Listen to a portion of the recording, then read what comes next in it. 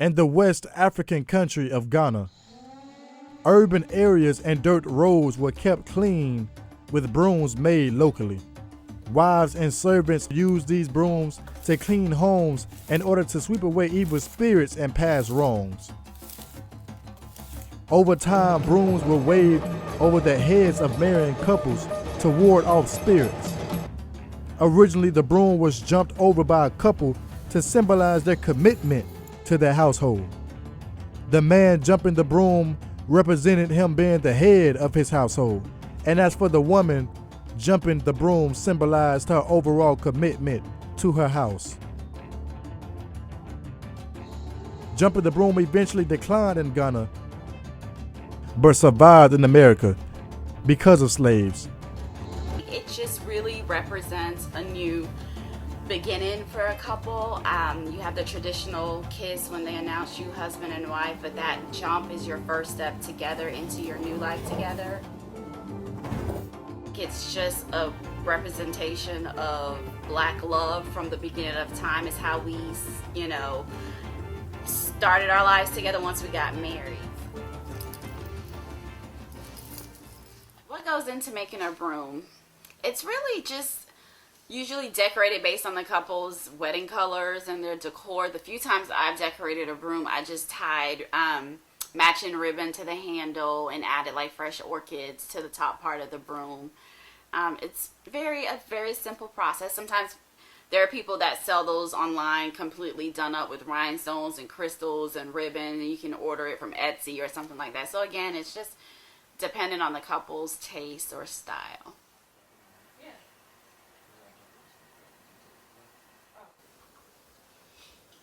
We've been married 8 months.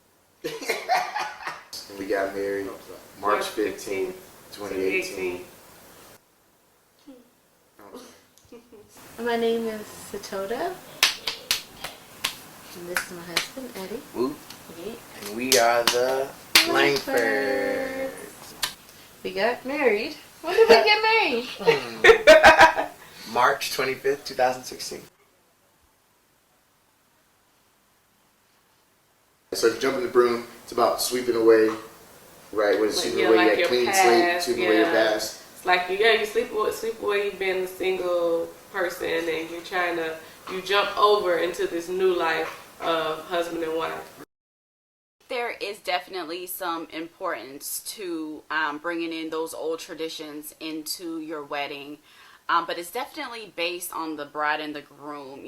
Some people want to remember things like jumping the broom because those are things that their mothers and fathers and great grandmothers and great grandfathers did at their wedding, so they want to continue that tradition. I think that a part of playing jumping the actual broom is if a person has done it, if it's something that's traditional within that family. I feel like it's only appropriate if you feel some connection towards other relatives or other African Americans who were enslaved. For instance, for you, like the significance of you jumping a broom would have been like you're just jumping a broom. Like, yes, you're African American, but your roots aren't from America, African American. Right, from America, African American. Your mom was a first generation Ethiopian, your dad first generation Jamaican.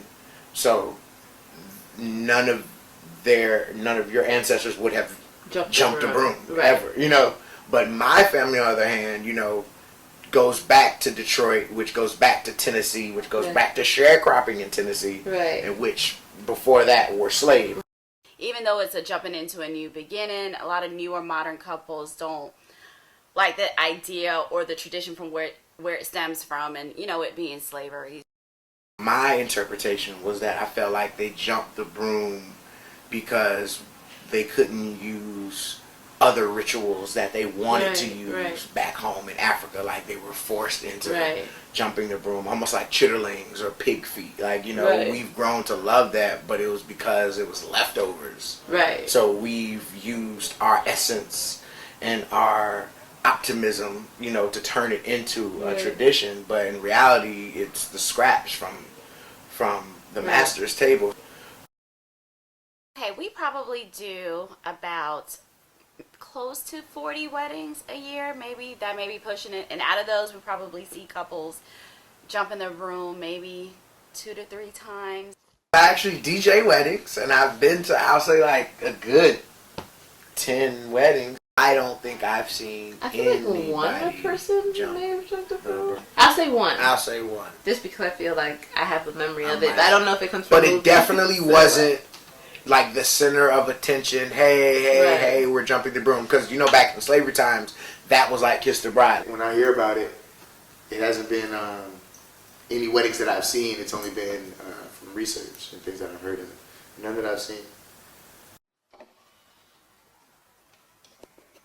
I think it's really based on where you're from and who you are. We'll probably see that more so in a lot more of Southern weddings than, you know, brides and grooms getting married up north, because it is really, you know, Southern folks are very true to tradition. And so I just think it really depends on the bride and the groom.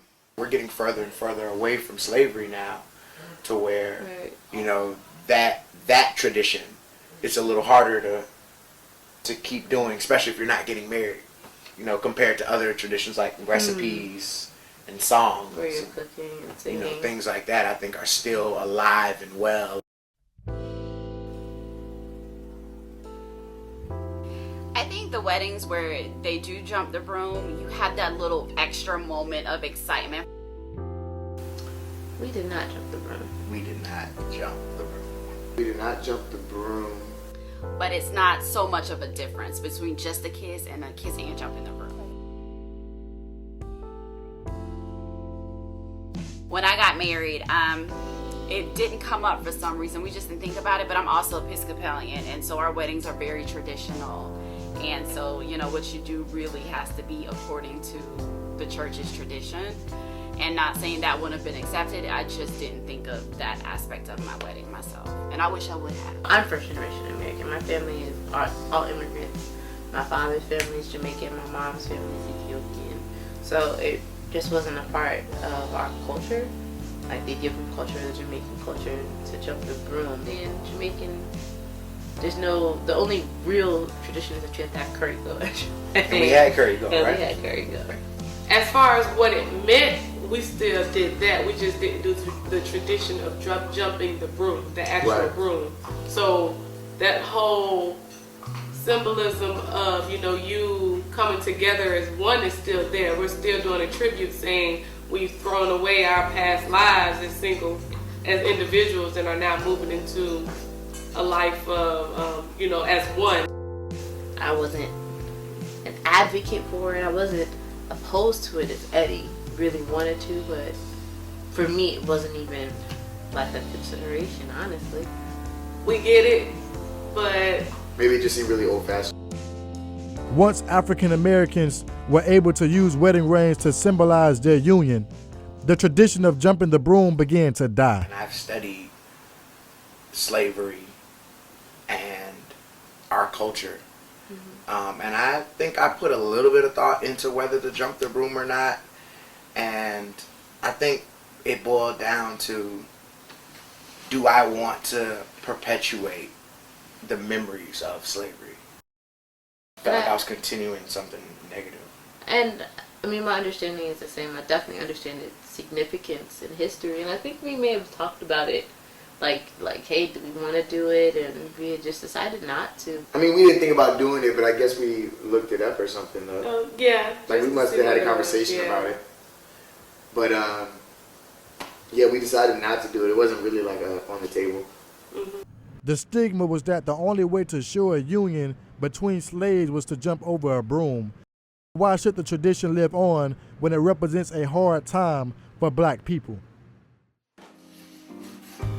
There are little things that we see consistently and traditionally where the couple showcases their love and their union that are pretty traditional, you know, hooking the arms as they toast their very first toast, or linking arms as they cut their cake together as one. We wanted our wedding to feel like it was 2016, you know, we wanted it to feel brand new, but yeah, you know, still show respect for, you know, older traditions, you know, daddy-daughter dance and, you know, typical things, kiss the bride and a procession, and it was, you know, had some traditional things to it, but... And to me, that's like the point of the wedding.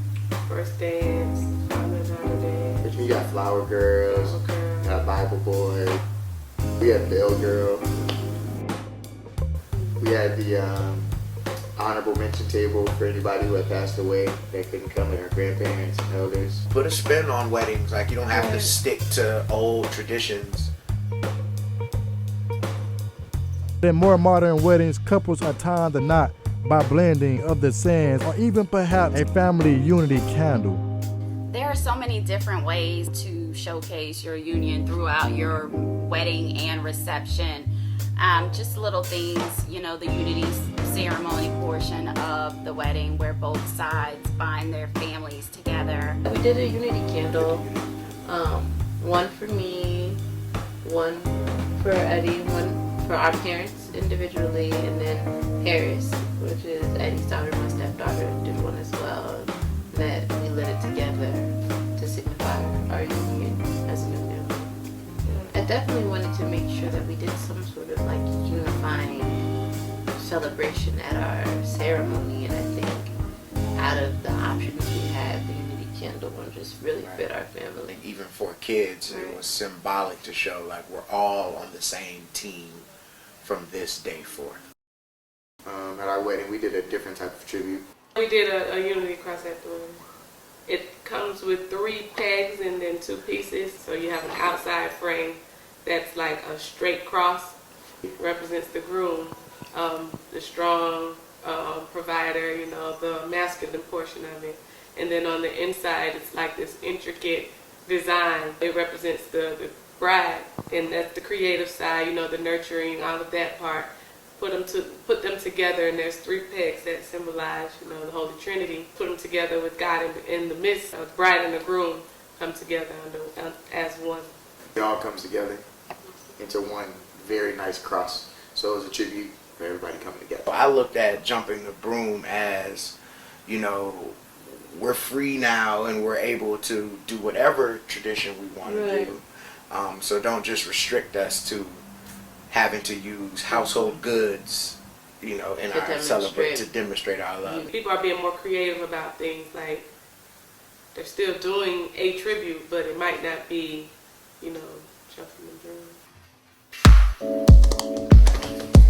People really do games at their wedding, I think is a new thing. Like actual games. Like, we went to a wedding where we played like an interactive game on the screen. Yeah, you know, like a trivia game, and people use your cell phone as a handheld device. And then I know another wedding where people had to make up a dance when when it was their turn for their table to go line up in the buffet. You know, I just feel like nowadays it's more interactive. It's more interactive, and it's more acceptable to make it interactive because people have their cell phones and they can just tune out. Yeah, people don't want like an uptight, formal celebration anymore. I think those are gone. Yeah, those are gone. I know I had a conversation with my mom. She said, you know, I asked her, I know I wanted to do the unity tribute because it was something that was different and it wasn't jumping the broom. But I asked her as well, like, do you think I should jump the broom and do, you know, the unity tribute? And she said, you don't really have to do you don't really have to jump the broom because you're going to be doing the same thing twice. And I was like, oh, okay, that was very simple way. Did you ask her if she jumped the broom? I did, and she said she did. She was given a broom though. I do remember the broom. My grandma still has it. I do remember the broom, but it wasn't used. You just didn't jump the scene. And I asked her. She was like, you don't really have to.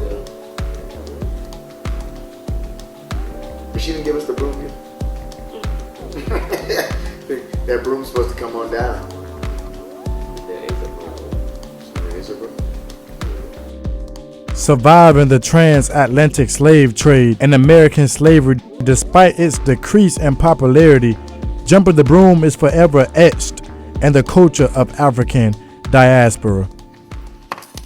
It's been so happy and good. Like, I forget, like, dang, it feels like a year or two. Like, it doesn't feel like we're coming up on 3 years. Like, time has really flown. Like, if you really do work at your marriage, it's not hard work, but, you know, if you really do stay on top of your marriage and live like every day is a fresh day, every day is a new day, You know, you're always thinking of new Right. things to do. You're always trying to keep it fresh. Right. You know, it's like a fun class. Like you're typing reports and you're doing work, but you don't even realize like, oh, the semester's flying by.